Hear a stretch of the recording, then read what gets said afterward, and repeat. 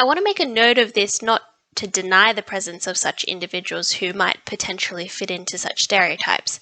They certainly did exist and they certainly were there, but rather to make a point on how this narrative of the Cronulla Riots relies on the conflation of this stereotype in order to explain other problematic aspects of what occurred on the 11th of December.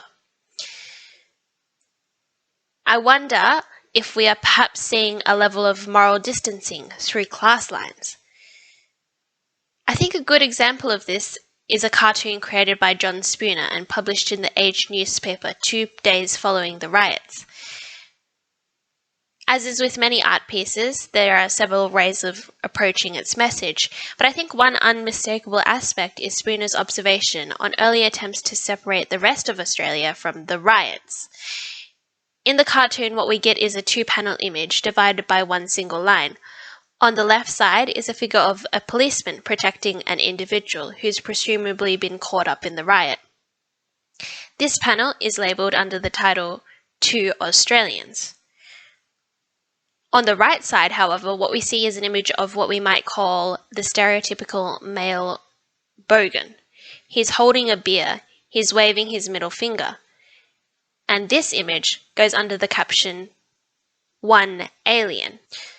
I think it's quite significant to see this othering of an Australian as un-Australian, as one alien. Perhaps then, on the opposite end of the spectrum, is the formulation of a narrative which directly calls out the riots as the, quote, ugliest display of racial hatred. In this account, the clear racial motivations, and in particular Islamophobic sentiments, take centre stage as factors within the riots. And so, this view replaces more denialistic accounts by painting the riots as the, quote, darkest day in Australian history. I think the seeds of this memory can be identified early on, in the form of collective media outrage in reaction to then Prime Minister John Howard's controversial refutation of the idea that there was, quote, any underlying racism in this country. Perhaps most notably, this account of Cronulla takes us beyond the idea of the riots itself, and towards more existential questions, ones which strike at the heart of national character. For example, is Australia racist?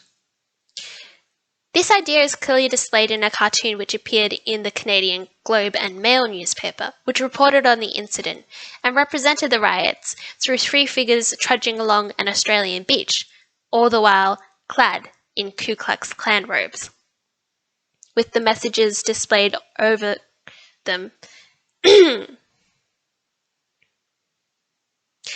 This idea is clearly displayed in a cartoon which appeared in the Canadian Globe and Mail newspaper, which reported on the incident and represented the riots through 3 figures trudging along an Australian beach, all the while clad in Ku Klux Klan robes, which displayed the message, Aussies only, and no foreigners. However, within this memory of Cronulla as the site of the darkest day in Australian history where racial tensions boiled over, I do wonder what stories and experiences we are overlooking. This question is precisely identified by Wendy S. Shaw, who says, the so-called shire in which Cronulla sits is, and where Captain Cook first stabbed the earth with the Union Jack in the name of the British Empire, carries a burden of history that cannot be forgotten. The Cronulla riot reminded me of a violence which I had buried. Shaw is an Indigenous Australian.